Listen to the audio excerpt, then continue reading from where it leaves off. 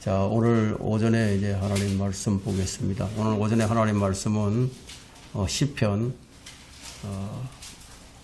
33편, 시편 33편 6절. 다 찾으셨습니까? 제가 받들어 읽겠습니다. 주의 말씀에 의하여 하늘들이 지음을 받았으며 그것들의 모든 군상도 그의 입김으로 되었도다. 오늘 설교 제목은 창조신앙의 중요성입니다. 창조신앙의 중요성. 오늘 우리의 믿음이 왜 창조신앙이 되어야 하는가 그 이유를 이제 살펴보고자 합니다. 그리스도인들은 창조론을 믿죠. 다 창조론을 믿는데 그 창조론을 믿지만 그것에 대한 속성은 잘 몰라요. 그러나 이 창조주 하나님께서는 창조의 시작부터 자신의 속성을 계시하고 계십니다. 성경의 첫 장, 첫 줄에 누가 창조주인가를 알림으로써 시작이 되죠. 태초에 하나님께서 하늘과 땅을 창조하시느니라. 자, 성경은 창조주의 존재와 창조주가 하늘과 땅을 창조하셨다는 것부터 먼저 기록을 합니다. 따라서 창조론은 기독교 신앙의 근본이고요.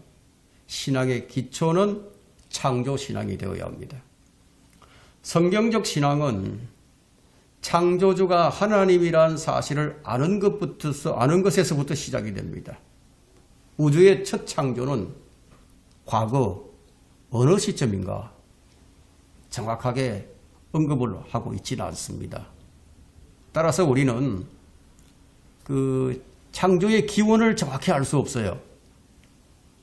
성경은 처음에 in the beginning 하고 태초에 하나님께서 하늘과 땅을 창조하시느니라. 자, 이것은 무엇을 보여주는가 하면은 성경은 사람들의 동의나 사람들의 이해를 위해서 기록된 것이 아니라는 것을 보여주고 있죠. 믿어야 한다는 것을 보여줍니다. 하지만 사람들의 성경 접근 방식이 늘 자신을 주어로 생각하고 접근을 합니다. 자신이 주어예요. 자신이 주인공이에요. 태초에 하나님, 태초에 하나님 뭐예요? 하나님이 주어죠. 사실이 그러한데도 인간은 늘 인간을 주어로 삼고 싶어 하는 거죠. 태초에 하나님께서 하나님이 주어이고 하나님이 시작하셨고 하나님이 주관하시고 하나님이 섭리하시고 하나님이 운행하시고 하나님께서 끝마치십니다. 그럼 모든 것이 하나님에 의해서죠. 자, 이처럼 사실이 이러한데도 불구하고 성경 독자들이 성경에 접근하는 방식이 잘못되다 보니까 성경이 이해가 잘 안 돼요. 성경이 이해가 잘 안 되니까 그러면서 생각하는 게 성경이 좀 더 설득력 있고 마치 제품 설명서처럼 이해가 잘 되게 쉽게 논리적이었으면 좋겠는데 라는 생각을 하면서도 확인하려고 하지 않고 그냥 넘어가 버린다. 성경의 시작이 보여주듯이 성경은 우리에게 지적 이해나 동의를 구하는 것이 아니라 믿으라고 말씀하고 있습니다. 하나님께서 창조하셨다. 그러면 무슨 문제가 있겠어요? 자, 이것은 믿음이 전제될 때 이야기죠. 믿음이 없는 사람은 여기에 문제 제기를 하게 되죠. 하나님께서 말씀하시니 그대로 되니라. 그럼 여기에는 뭐가 필요합니까? 믿음이 필요한 거죠. 말씀하시니 그대로 되니라. 우리가 창조를 보니까 창세기 1장을 보니까 모든 것들이 다 말씀하시니까 그대로 되는 것을 봅니다. 자, 이것을 믿는 것이 창조신앙이에요. 창조신앙. 그러면 창조신앙이 왜 그렇게 중요한 것인가? 우리 복음을 믿으면 구원을 받는데 구태여 뭐 창조를 논할 필요가 어디 있겠느냐? 그렇게 생각을 한다면은 그 신앙이, 그 사람의 신앙은 잘못된 신앙이에요. 그 사람의 구원은 다시 한번 점검을 해야 됩니다. 자, 이에 대한 다 해답을 주는 것은 성경뿐입니다. 그럼 우리가 성경을 어떤 방식으로 접근을 해야 하느냐는 거예요. 오늘 똑같이 공부를 하는데도, 자, 공부 잘하는 사람이 있고 공부 못하는 사람이 있어요. 공부하는 방식에 따라서 결과도 달라져요. 그래서 이 성경은 보는 관점, 보는 방식이 중요합니다. 그 성경은 믿음으로 보는 책이에요. 성경은 역사적 사실과 예언적 사실을 담고 있어요. 모든 것이 다 사실, 팩트예요.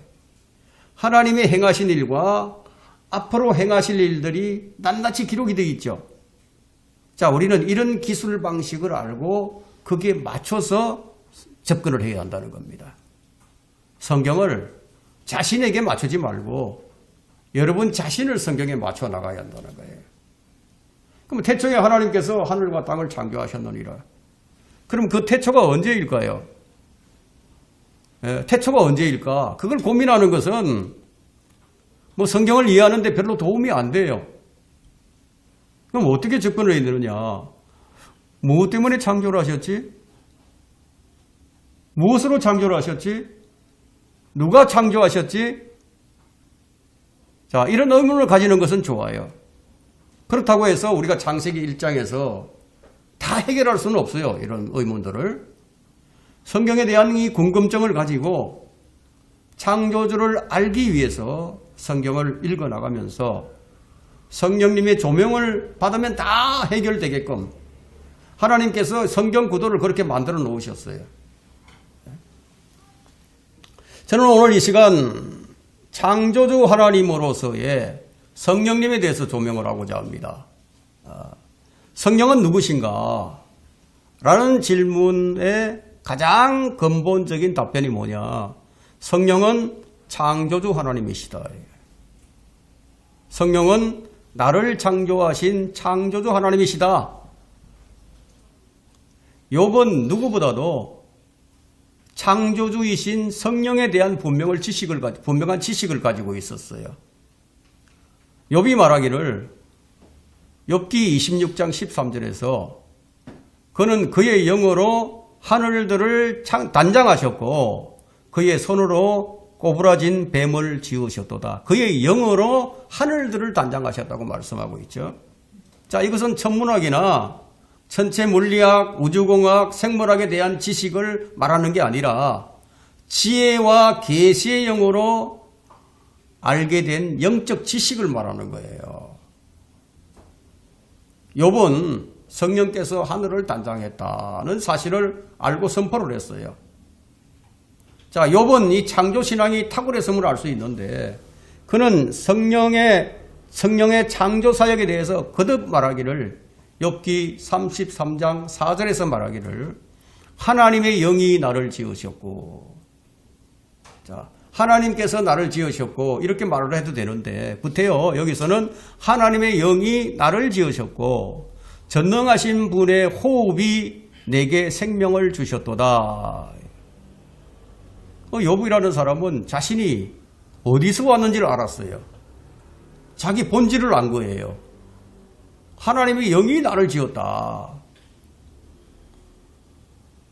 성령께서 자신의 창조주며 생명을 불어넣는다는 그 사실을 욥이 고백을 한 거죠. 성령님이 나의 창조주다. 내게 생명을 주셨다. 따라서 창조신학은 우리 신학의 기초가 되는 겁니다. 자, 인간의 존엄성은 나를 만드신 분, 내게 생명을 주신 분을 알고 고백하는 데서 비롯되는 거예요. 다른 사람을 존중하는 것 역시 마찬가지예요. 진정한 이웃사랑은 창조신앙이 그 바탕에 있을 때만 가능합니다. 욥기에 나오는 엘리후의 인간관 역시 창조신앙의 그 바탕을 두고 있는 것을 우리가 발견할 수가 있습니다. 여러분 욥기 34장 19절 한번 펼쳐보세요. 욥기 34장 19절. 자, 거기에 보니까 하물며 통치자들을 외모로 받아들이시지 않고 부자를 가난한 사람보다 낮게 여기지 않는 그분께랴 이런 그들 모두가 그분의 손으로 지은 것들입니다. 가난한 자건 부자이건 누가 지었다는 거예요? 모든 사람을 하나님께서 지으셨다는 것을 이 구절이 확인시켜주고 있죠. 그리고 창조주를 모르는 이의 삶은 가치가 없는 거예요. 그래서 육체의 아버지가 있듯이 영들의 아버지가 있어요. 자, 욥에게도 육신의 부모가 있었어요. 엘리후에게도 육신의 부모가 있었죠. 그러나 그들이 말하고 있는 것은 진정한 아버지가 누구냐? 진정한 아버지가 창조주 하나님이시다. 그걸 알고 고백을 한 거예요. 자, 이 사람들의 아버지는 마귀가 아니었어요. 자, 어떤 이단들은 사람이 마귀의 자식으로 태어난다고 말을 하는데, 자, 이 말씀을 보면 전혀 그렇지 않죠. 사람이 마귀의 자식으로 태어나지 않는다는 근거는 성경에 여러 차례 제시되어 있어요. 히브리서 12장 9절에요. 자, 이런 말씀이 있습니다. 히브리서 12장 9절에는 또 우리 육신의 아버지가 우리를 징계하여도 존중하였거늘 영들의 아버지께서는, 영들의 아버지를 얘기합니다. 영들의 아버지께는 더욱 복종하며 살아야 하지 않겠느냐. 육체의 아버지와 영들의 아버지를 비교하면서 설명을 하고 있어요. 창조신앙은 신앙의 근본입니다. 욥기 31장 15절 한번 보세요. 욥기 31장 15절에. 자, 나를 태 속에서 만드신 분이 누군지를 한번 보자는 거죠. 어머니 뱃속에서 나를 지으신 분이 누구냐. 욥이 그걸 얘기합니다.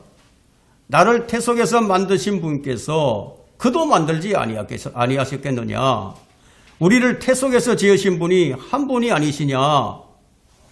욥이 나를 태 속에서 만드신 분이 하나님이라고 고백을 하고 있습니다. 아담은 하나님의 아들로 불렸죠. 아담이 하나님의 아들로 불렸어요. 하나님께서 직접 지으신 최초의 사람이 아담이에요. 아담이 비록 죄를 지어서 불순종의 자녀가 되었지만 하나님께서는 아담을 찾아오셨어요. 그에게 가죽옷을 입혀주시면서 그 죄를 용서해 주셨어요. 아담이 입었던 최초의 옷은 가죽옷이었어요. 그럼 가죽은 어디서 나오죠? 가죽은 짐승이 죽어야 나오죠. 그렇죠? 이것이 바로 예수 그리스도의 모형이에요. 예수님은 하나님의 어린 양으로 오셨습니다. 자, 우리는 아담을 위해 죽은 짐승이 어린 양이었음을 우리가 생각해 볼 수 있어요. 유추해 볼 수가 있어요.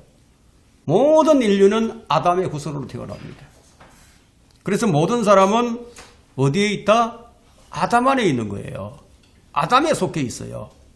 그래서 아담은 아담아 흙이라는 거죠. 아담 안에 있는 자들은 이제 어디로 들어와야 된다? 예수 그리스도 안으로 들어와야 된다는 거예요. 자, 이제 고린도전서 15장으로 한번 가봅니다.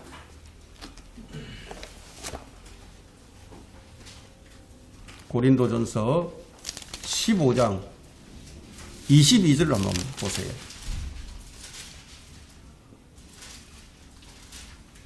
사람이 어디에서 죽는지 한번 보세요. 자, 이는 아담 안에서 15장 22절에 이는 아담 안에서 모든 사람이 죽은 것 같이 그리스도 안에서 모든 사람을 살게 하려 합니다. 그리고 44절로 넘어가 봅니다. 44절에 육신의 타고난 몸으로 심겨져 영적인 몸으로 일으켜지느니라. 육신의 타고난 몸이 있고 또 영적인 몸이 있느니라. 육신의 타고난 몸에서 영적인 몸으로 일으켜져야 된다는 거죠. 자, 그 다음 절에는 첫사람 아담을 뭐라고 얘기하느냐. 첫사람 아담은 살아있는 혼이 되었느니라. 자, 이제 우리는 아담에 속한 자에서 그리스도께 속한 자가 되어야만 합니다. 그렇게 되려면 마지막 아담, 즉 예수 그리스도를 자신의 개인의 구주로 영접을 해야만 한다는 거예요. 그래야만 아담에 속한 자에서 그리스도께 속한 자가 될 수 있기 때문에, 여러분 그리스도께 속한 자가 아니면요 하늘의 영적인 몸을 입을 수가 없어요. 달리 말하면 지옥 간다는 얘기죠. 그래서 고린도전서 15장 46절에는 그러나 영적인 몸이 먼저가 아니고 타고난 몸이며 그 다음이 영적인 몸이니라. 그래서 고린도전서 15장은 부활장으로 불리는데 이 15장은 첫사람 아담과 마지막 아담 예수를 대조해서 설명하면서 사람이 아담에 속해 있든지 아니면 그리스도께 속해 있든지 둘 중 하나임을 얘기합니다. 그리고 47절에서는 첫째 사람은 땅에서 나서 흙으로 만들어졌으나, 아담을 얘기하는 거거든요. 첫째 사람은 땅에서 나서 흙으로 만들어졌으나 둘째 사람은 하늘에서 나신 주시니라. 계속해서 48절 한번 봅니다. 무릇 흙으로 만들어진 사람은 흙으로 지음받은 것들과 같고, 흙과 같다는 얘기죠. 흙으로 만들어졌으니까. 무릇 하늘에서 나신 분은 하늘에 있는 것들과 같으니. 49절 봅니다. 우리가 흙으로 만들어진 자의 형상을 입은 것 같이 하늘에 속한 분의 형상도 입으리라. 구원받은 우리에게는 이런 소망이 있는 거예요. 우리 몸이 구속되는 날, 우리는 그 날을 지금 소망하고 있죠. 그 날을 기다리고 있죠. 자, 이런 소망이 없는 사람은 허무주의에 빠지고 염세주의에 빠지게 됩니다. 왜 허무주의와 염세주의에 빠지게 되느냐? 그 원인은 자신을 지으신 하나님에 대한 지식이 없기 때문이에요. 나를 지으신 분이 누군지를 몰라. 창조주 하나님을 모르면 자신이 우주의 미화 같고 버려진 존재 같고요. 아무 소망이 없어요. 하나님께는 잃어버린 자니까 전혀 하나님을 알 수가 없죠. 나를 지으신 하나님, 내게 생명을 주시는 성령님과의 교제가 없으면 그냥 우주의 미화처럼 살다 가는 거예요. 여러분, 마귀가 생명을 준 것이 아니죠. 그죠? 마귀가 생명을 준 게 아니에요. 사람이 마귀의 씨로 태어났다면 왜 또 마귀가 사람들에게 마귀의 씨를 뿌리려고 하겠습니까? 예? 생각을 해보세요. 마귀가 사람들에게 자기 씨를 뿌리려고 하고 있어요. 자기 씨를 뿌려서 자기 자식으로 만들려고 합니다. 이 점에 관해서는 주님께서 마태복음 13장에서 알려주신 바가 있습니다. 주님께서도 이 세상에 씨를 뿌리고요. 마귀도 지금 이 세상에 씨를 뿌리는 거예요. 마태복음 13장 25절 한번 펼쳐보세요.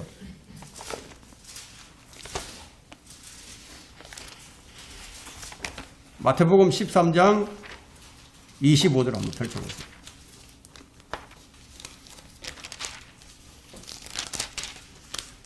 뭐라고 기록되어 있습니까?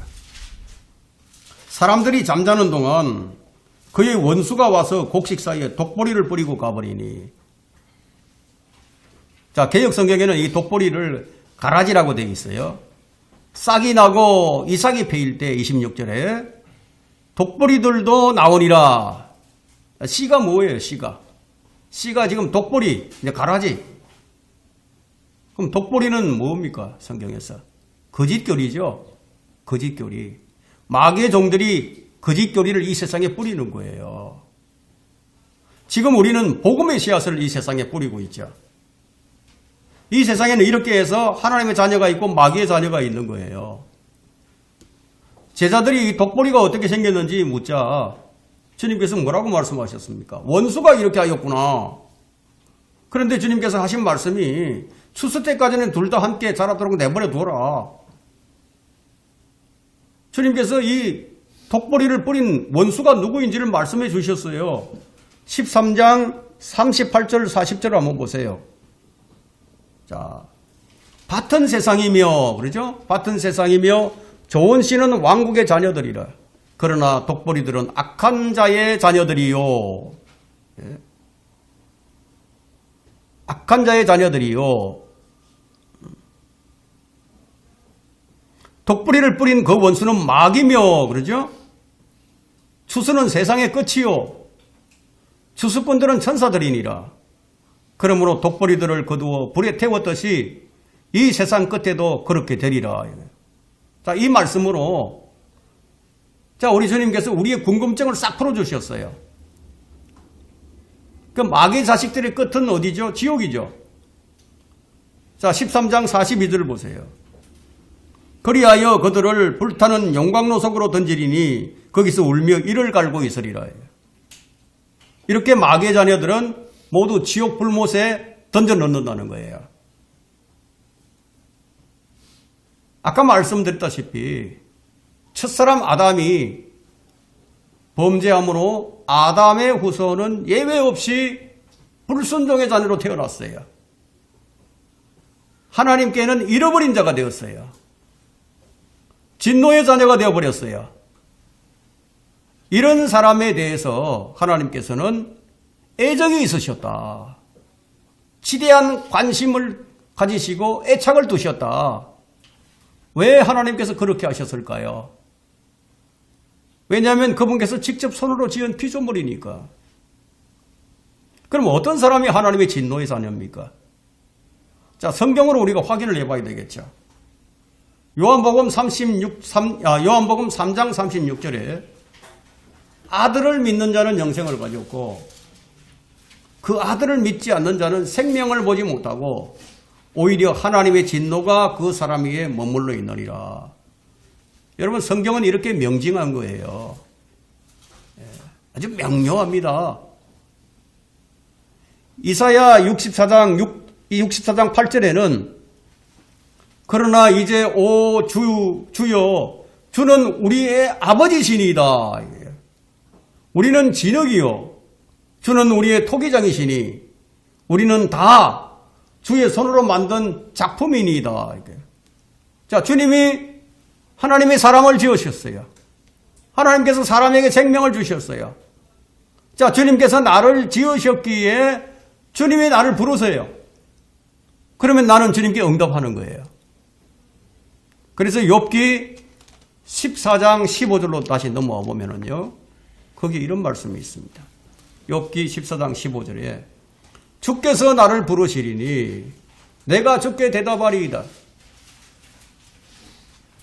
주께서는 주의 손으로 지으신 것에 애착을 가지시리이다. 자, 주님께서 인간에 대해서 엄청난 애착을 가지고 계셔. 그래서 우리는 요한복음 3장 16절에서 이런 말씀을 발견합니다. 하나님께서 세상을 이처럼 사랑하셔서 그의 독생자를 주셨으니 이는 그를 믿는 사람들은 누구든지 멸망치 않고 영생을 얻게 하려 하십니다. 이런 애착을 가지고 계시니까 창조주는 이 창조물에 대한 애착이 있으시다는 거예요. 따라서 창조물은 나를 만드신 창조주를 찬양하고 경배해야 하는 것이 마땅하겠죠. 우리를 창조하신 분은 삼위의 하나님이시라는 거예요. 삼위의 하나님. 아버지 하나님, 아들 하나님, 성령 하나님. 우리의 찬양과 섬김의 대상은 그러므로 마땅히 삼위의 하나님 뿐이에요. 삼위의 하나님 외에는 다 우상이에요. 우리가 마땅히 그분을 공경하고 섬겨야만 하는 이유가 여기 있는 겁니다. 그래서 시편 139편 14절에는 내가 주를 찬양하리니 이는 내가 놀랍고도 경이롭게 지으셨음이니이다. 주의 지으심이 기이함을 내 혼이 잘 아나이다. 여러분, 다윗이 거듭난 사람입니까? 거듭나지 않은 사람입니까? 거듭나지 않은 사람이었어요. 욥이 거듭난 사람입니까? 거듭나지 않은 사람입니까? 거듭나지 않은 사람이에요. 거듭남은 십자가 이후에 그리스도인들만이 거듭납니다. 근데 이런 얘기를 하고 있어요. 욥이 얘기를 하고 있고 다윗이 얘기를 합니다. 엘리야가 얘기를 합니다. 우리가 주를 찬양하는 이유는요, 주님께서 우리를 놀랍고 경이롭게 지으셨다는 거예요. 다윗은 창조주를 알았고 찬양을 했습니다. 자, 우리가 성경을 보면 모두가 하나님을 찬양하는 것이 아니라 일부 특정한 사람들만이 찬양하는 것을 볼 수 있어요. 자, 이것은 무엇을 의미하는가 하면 그건 인간이 너무나 타락했다는 것을 보여주는 겁니다. 그래서 하나님의 창조를 아는 것은 여러분 인간의 지식으로는 불가능해요. 이건 전적으로 하나님의 계시로서 주어지기 때문이에요. 그리고 계시는, 하나님이 주신 계시는 뭐가 필요합니까? 믿음이 필요하다. 믿음. 계시를 이해하는 유일한 방법은 믿음이에요. 믿음. 여러분 성경은 계시의 책이라고 얘기합니다. 특히 창조에 관련된 부분은 전적인 하나님의 계시에 의해서 주어졌죠. 그래서 히브리서 11장 3절은요. 믿음으로 창조를 깨닫는다고 얘기를 하고 있습니다. 믿음으로 창조를 깨닫는다. 히브리서 11장 3절에는 믿음으로 우리는 세상들이 하나님의 말씀으로 지어진 것을 깨닫나니 보이는 것들은 나타난 것들로 된 것이 아니니라. 창조는 오직 믿음을 통해서 아는 거다. 연구를 해서 아는 것도 아니고 관찰을 해서 아는 것도 아니고. 믿음이 없는 자들은 뭘 믿겠습니까? 진화론을 믿죠. 자, 우리가 보는 이 세상은 나타난 것들, 즉 보이는 것들로 조성된 게 아니라는 거예요. 여러분이 어떤 말을 했는데 그 말이 보이나요? 하나님께서 말씀으로 창조를 하셨는데 그 말씀이 보이나요? 보이는 것으로 나타난 게 아니라는 거예요. 모든 창조물이 보이지 않는 창조주를 나타내고 있습니다. 사람들이 몰라서 그렇지. 시편 19편 1절에는 하늘들이 하나님의 영광을 선포하고, 자, 하늘들이 하나님의 영광을 선포하고 있어요. 창공이 그의 손으로 하신 일들을 나타내느니라. 히브리서 3장 4절에는 어떤 집이나 누군가가 지었으나 만물을 지으신 분은 하나님이시니라. 성경은 계속해서 하나님께서 창조하셨다는 것을 증거합니다. 내가 땅을 만들었고 그 위에 사람을 창조하였느니라. 내가 내 손으로 하늘들을 펼쳤으며 내가 그 모든 군상들에게도 명하였도다. 라고 이사야 45장 12절에 말씀하죠. 이 진리는 현대과학이 아무리 부정한다 하더라도 변할 수 없는 진리입니다. 우주 개발로 인해서 지금 먼 행성에 있는 화성까지도 가고 있어요. 예. 먼 행성에 있는 먼지와 돌을 사진으로 찍어오고 물질을 전송해 온다 하더라도 성경적 진리를 바꿀 수 있는 것은 단 하나도 없어요. 우리는 주님께서 말씀해 주시고 가르쳐 주신 사실을 믿게 된 것은 어떻게 믿게 되었느냐? 그것은 성령의 역사였다. 성령께서 역사하셨기 때문에 우리가 믿게 된 것이다. 우리가 창조신앙을 가진 것은 바로 성령에 의해서 가지게 된 거예요. 하나님께서 말씀을 주셨기 때문에 믿음으로 그 말씀을 들을 때 우리는 깨닫게 됩니다. 이사야 45장 18절 한번 펼쳐보겠습니다. 자, 거기에는 자, 땅을 왜 만들었는지에 대한 그 이유를 설명하고 있습니다. 이사야 45장 18절입니다. 뭐 누가 뭐라고 하든지 우리는 성경을 보고 성경으로 확인해야 됩니다. 45장 18절에 보세요. 하늘들을 창조한 주가 이같이 말하노라. 하나님은 스스로 땅을 조성하고 만들었으며 그는 그것을 견고히 세우되 헛되이 창조하지 아니하셨으니 사람이 거주하도록 조성하였느니라. 땅을 왜 만들었다고요? 사람을 살도록. 나는 주라 다른 이가 아무도 다른 이가 없느니라.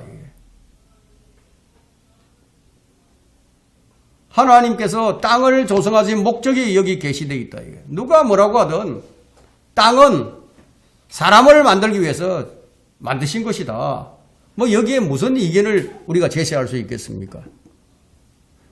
우리는 신약 성경을 딱 펼치면서 예수 그리스도가 창조주라는 사실을 깨닫게 됩니다.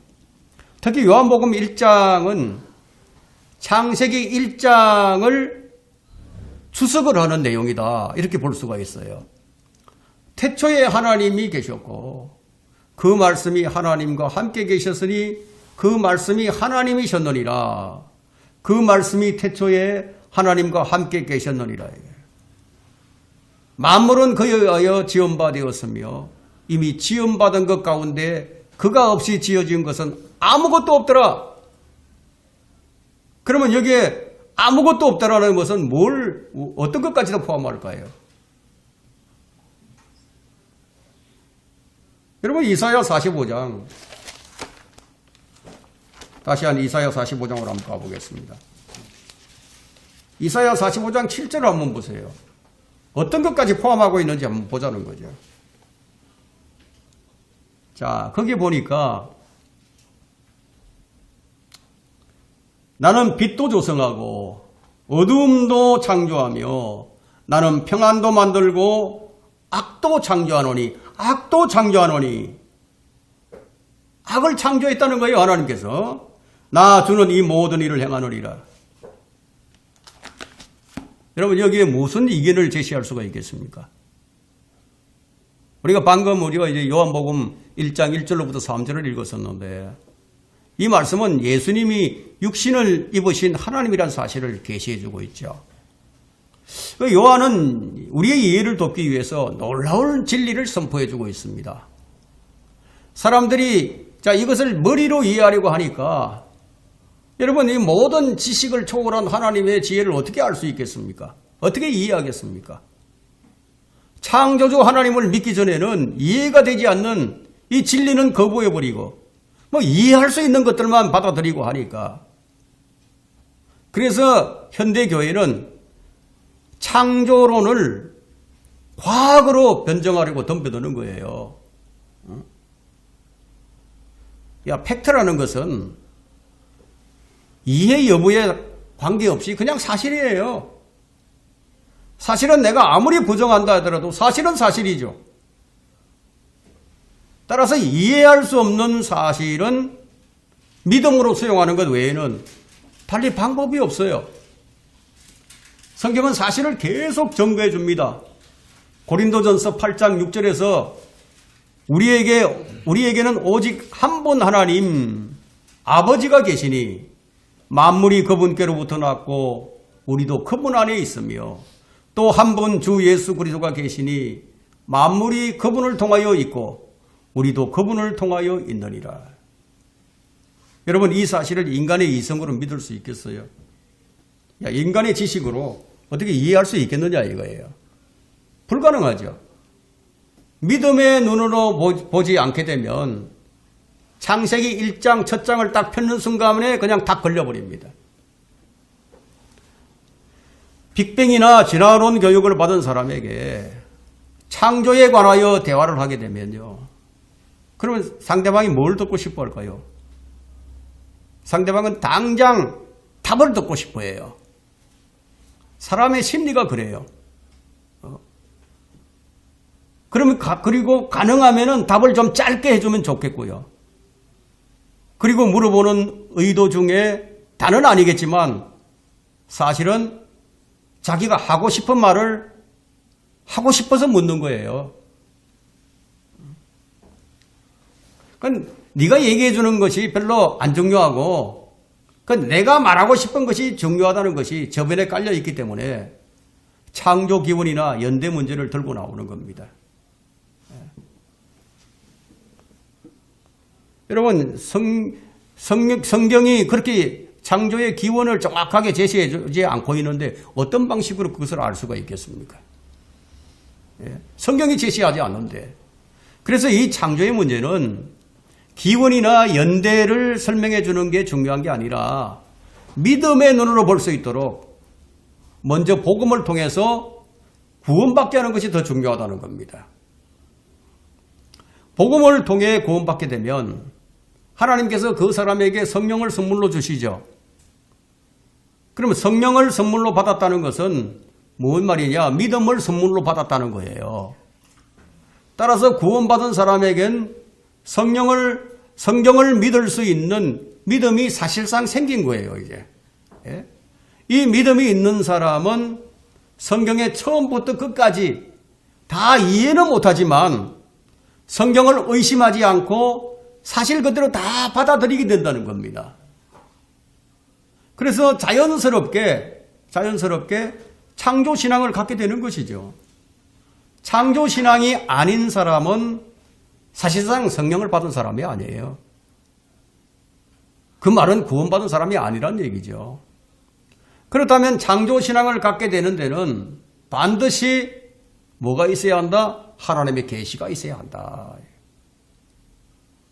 하지만 복음이 아니라 창조를 먼저 제시하는 것만큼 어리석은 짓은 없어요. 복음을 먼저 제시해야지. 창조를 제시하는 것, 그건 어리석은 짓이다 이거예요. 창조과학을 설명하는 자들은 지구의 역사나 생명의 시작이나 생물의 역사나 지질이나 화석 그리고 지구의 연대나 기온부터 설명을 하는데요. 약간의 도움은 될 수 있을지 모르지만 믿음을 갖게 하는 데는 역부족이에요. 그것으로 믿음을 갖게 할 수 없어요. 왜냐하면 성경이 그렇게 말씀하고 있기 때문에. 하나님의 지혜에 있어서는 세상이 그 지혜로 하나님을 알지 못하였기에 하나님께서는 복음 전파의 어리석은 방법으로 어리석은 방법으로 믿는 자를 구원하시길 기뻐하신다 이거예요. 사람들이 생각할 땐 너무 어리석어. 그렇지만 하나님께서는 그 방법으로 하시겠다 이거예요. 하나님의 창조 지혜나 하나님의 계획과 목적 그리고 그분의 뜻을 세상 지혜로는 알지 못한다는 겁니다. 그래서 하나님은 사람들이 가장 어리석게 여기는 복음 전파의 방식으로 믿는 사람들을 구원하시겠다. 그렇다면 왜 창조신앙을 논하는 것인가 하는 거죠. 창조신앙의 중요성은 창조하신 분이 삼위의 하나님이시기 때문이에요. 여러분 창조 없이는 시작이 있을 수 없고요. 창조신앙이 아니고서는 하나님을 제대로 알 수 없어요. 그 창조신앙은 곧바로 누구와 연결이 되느냐? 예수 그리스도로 연결이 된다는 겁니다. 그러면 창조신앙이 없는 예수는 그건 무슨 예수예요? 다른 예수죠. 예? 창조라는 창조라는 이 말 속에는 뭐가 들어있느냐? 하나님의 절대 권위와 그분의 권능과 신성이 다 내포되어 있다 이거예요. 그래서 무엇보다도 놀라운 것은 세상은 유형의 물질에서 만들어진 것이 아니라는 거예요. 무형의 말씀, 하나님의 입술의 기운으로 지어진 것이라는 겁니다. 그래서 보이는 것들은 나타난 것들로 된 것이 아니니라 라고 말씀하고 있는 겁니다. 이런 점에서 유물론자들이야말로 어리석음의 극치라고 얘기할 수 있어요. 진화론자들도 마찬가지고. 자, 욥기 26장 13절에는 분명하게 그는 자신의 영으로 하늘들을 단장하셨고 그의 손이 꼬부라진 뱀을 지으셨도다. 사탄도 누가 만드셨다고 한 거예요? 하나님께서 만드셨다고. 그는 자신의 영으로, 이것이 성령의 창조 사역입니다. 그리고 동시에 마귀의 기원이 또 나옵니다. 고부라진 뱀, 그의 정체가 마귀죠. 하나님의 손이 마귀도 지었다. 성경은 옛 뱀, 사탄, 큰 용이라 불리는 마귀가 하나님의 피조물이라는 것을 분명히 밝히고 있습니다. 에스겔 28장 15절에 보면 네가 창조되는 날부터 죄악이 네 안에서 발견되기까지 너는 네 길에 완벽하였도다. 사탄이 루시퍼가 사탄이 되기 전까지는 완벽했었다는 거예요. 사람이 그러하듯이 마귀도 역시 피조물이에요. 피조물이 창조주를 모르게 되면 어떻게 되느냐? 창조주 대신에 피조물을 섬기게 됩니다. 그래서 우상 숭배자들은 모두 마귀를 경배하는 거예요. 마귀는 하나님의 피조물인데 그는 창조주처럼 사람들에게서 경배를 받고자 해요. 그래서 이방인들이 피조물을 창조주로 지금 알고 섬기는 거예요.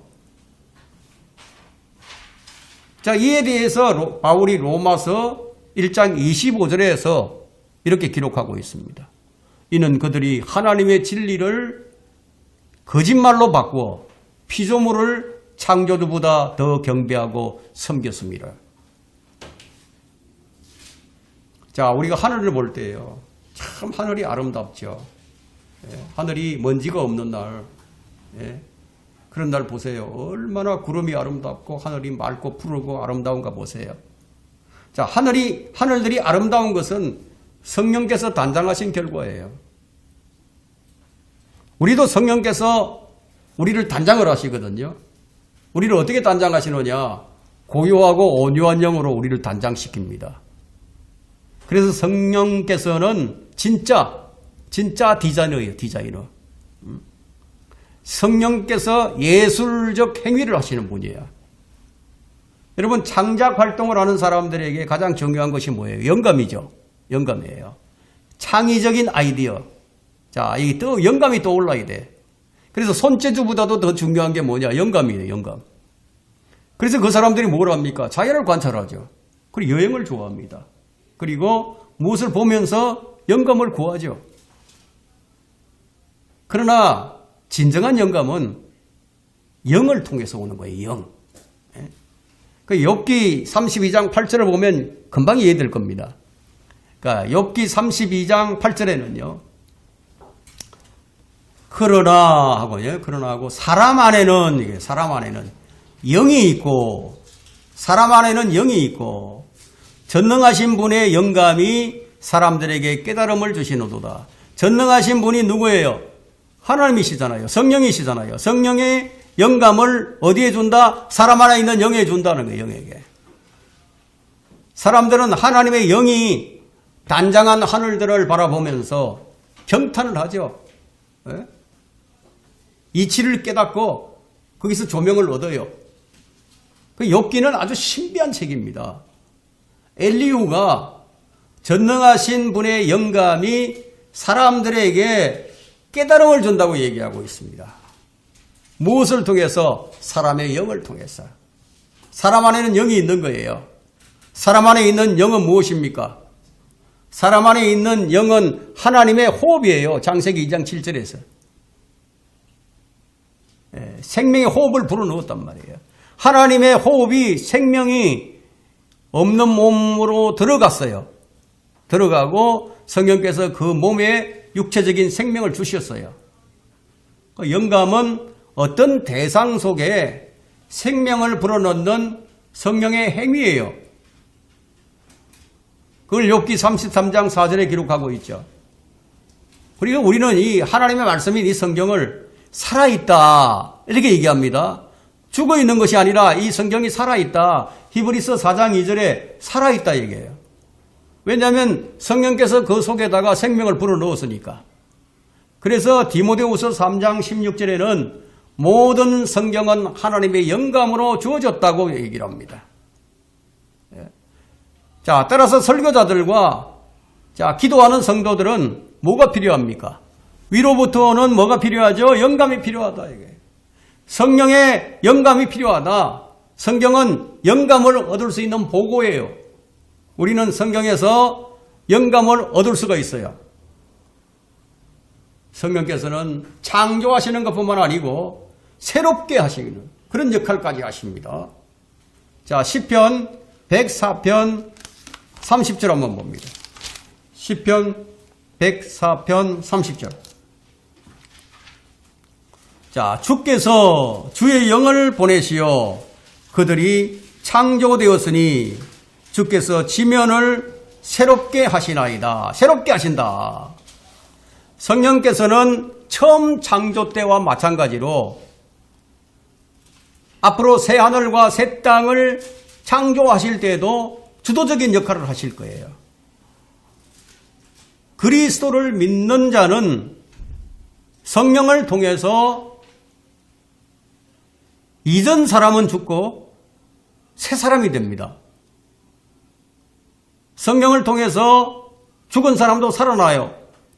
새로운 몸을 입게 됩니다. 우리가 새로운 피조물이 되는 것 역시 성령에 의해서예요. 예수 그리스도를 믿을 때 누구라도 새로운 피조물이 되죠. 그것을 고린도후서 5장 17절에 명시하고 있습니다. 누구든지 그리스도 안에 있으면 새로운 피조물이라. 옛 것은 지나갔으니 보라 모든 것이 새롭게 되었도다. 이것은 여러분이 느낌이 어떠하든지 간에 여러분이 주님을 믿었으면 그건 새로운 사람이 된 거예요. 여러분의 느낌과 감정과 상관없이. 여러분 겉모습은 그대로지만 영이 새로워지고 속사람이 새로워졌어요. 이것이 모두 성령의 창조사역이다 이거예요. 창조는 질서정연하게 이루어졌어요. 창세기에 보면 물속에서도 하늘에서도 땅에서도 그리고 특히 하늘들을 지을 때요. 순서대로 지었어요. 자, 여러분 무질서, 혼란 이런 것들은 마귀의 작품이지 하나님의 작품이 아니에요. 마귀는 혼란의 창시자예요. 그러면 오늘날 일어나고 있는 이 무질서, 혼란 이런 것들은 하나님의 작품이 아니라는 걸 알 수 있죠. 주님은 질서와 자유를 통해서 우리에게 화평을 줬어요. 성경은 모든 일에 있어서 질서와 품위 있게 하라고 명령을 하고 있습니다. 교회 안에서 일은 특히 질서와 품위 있게 행하라. 고린도전서 14장 마지막 절에 기록하고 있죠. 그러면 창조가 질서정연하게 이루어진 것처럼 그리스도인들도 질서정연하게 창조가 된 거예요. 자, 고린도후서 3장 17절에는 이제 그 영은 주시니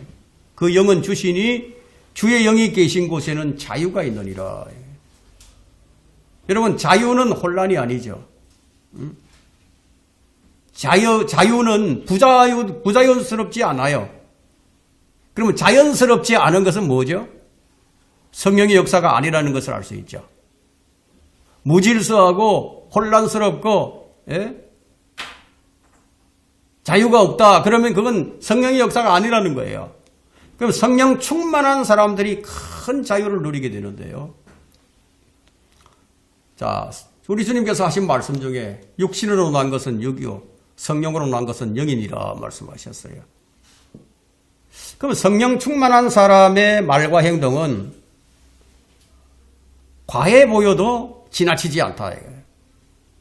부족해 보여도 만족하다 이거예요. 혼란이 없어요. 여러분 셀 수 없는 하늘을 보면 셀 수 없는 별들이 있어요. 근데 모두 질서정연합니다. 조화롭게 움직여요. 자연은 법칙을 거스르지 않아요.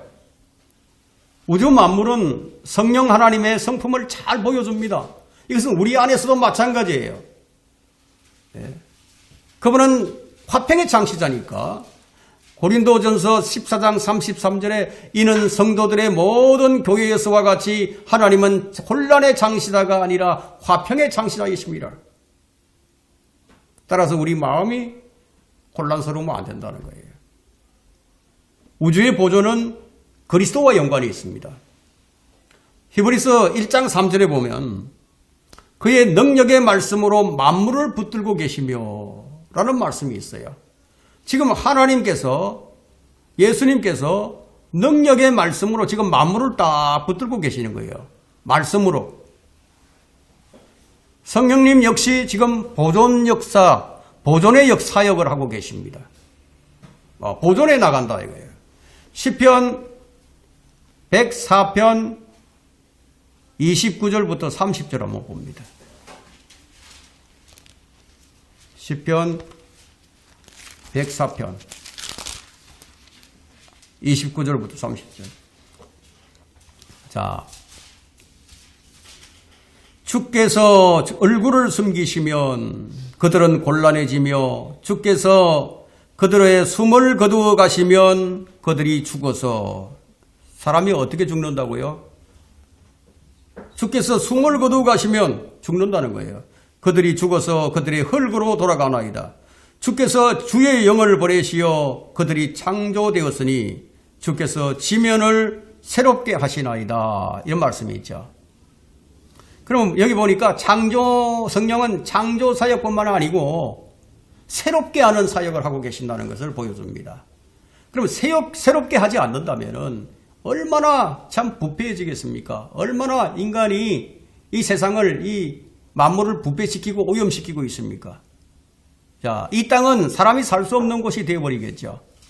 만약, 자, 이 성령께서 이렇게 새롭게 하는 사역을 하지 않으신다면은, 자, 이 세상이 어떻게 되겠습니까?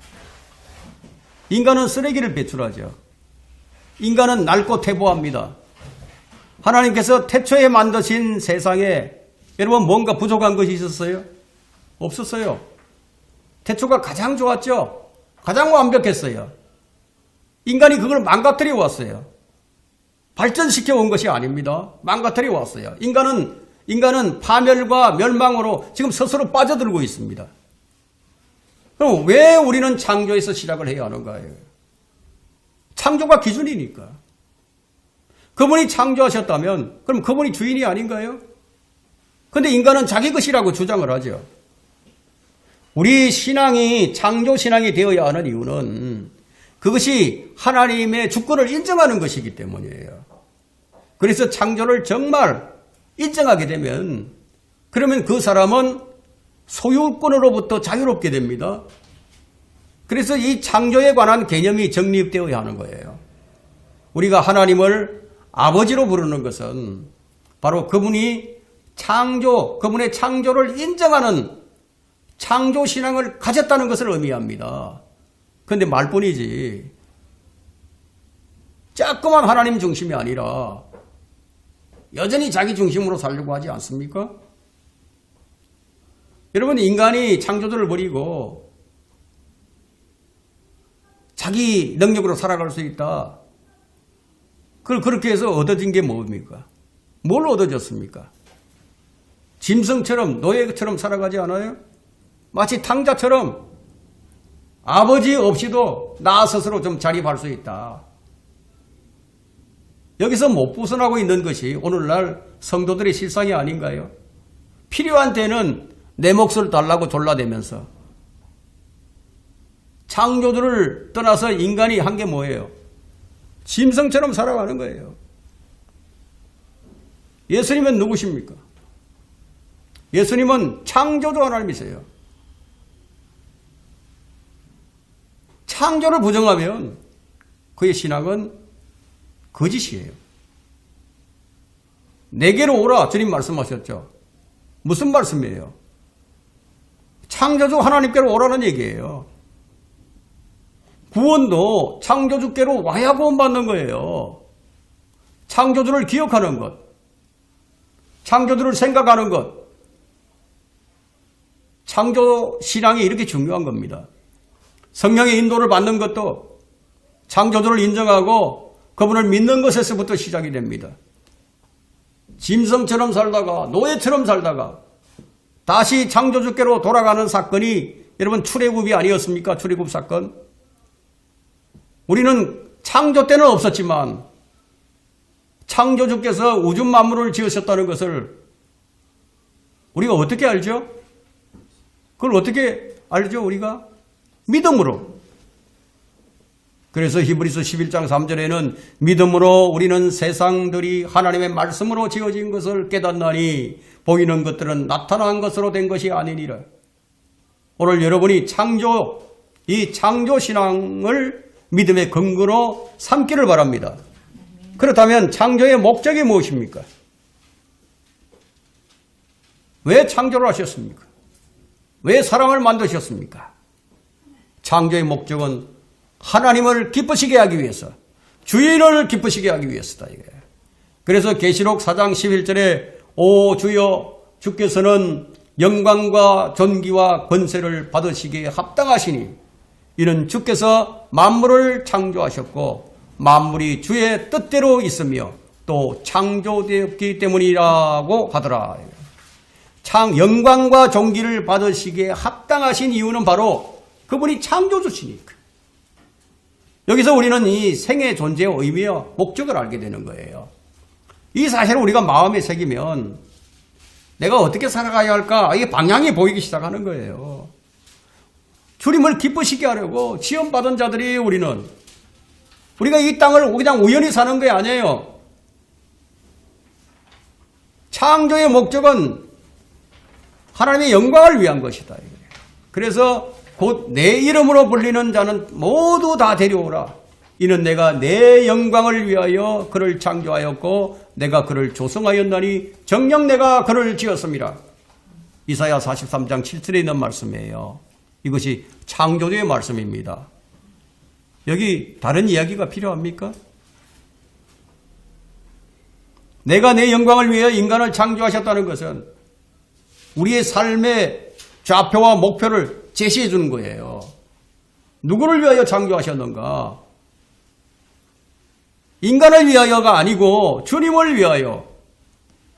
이는 만물이 그에 의하여 창조되되 하늘에 있는 것들과 땅에 있는 것들과 보이는 것들과 보이지 않는 것들과 보좌들이나 주권들이나 정사들이나 권세들이나 만물이 그에 의하여 또 그를 위하여 창조되었기 때문이라. 모든 것이 주를 위해서 창조되었어요. 자, 이제 우리는 누구를 위해서 살아야 합니까? 주님을 위하여. 이것이 성경적인 삶이에요. 성령께서 이런 삶을 살 수 있도록 여러분을 도우시는 거예요. 여러분을 인도하시는 거예요. 성령께서는 우리 그 사람은 썩어질지라도 우리 안에서 우리 속사람을 날마다 새롭게 해주시면서 그분의 뜻대로 살아갈 수 있도록 힘을 북돋워 주신다. 우리는 새로운 피조물로서 그분에게 합당한 삶을 살아가야 합니다. 그래서 고린도전서 10장 31절에서는 그러므로 너희가 먹든지 마시든지 무엇을 하든지 다 하나님의 영광을 위해서 하라고 말씀합니다.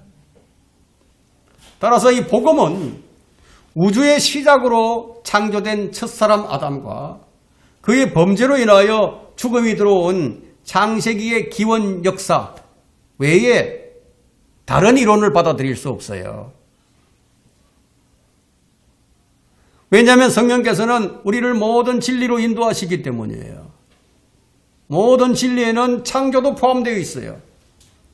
따라서 창조를 부인하는 것은 예수 그리스도의 속죄와 그분의 속성을 부정하고 다른 복음의 문을 열어주는 일이 되기 때문입니다. 바울이 다른 복음을 막기 위해서 어떤 말을 하였는지 한번 생각을 해보세요.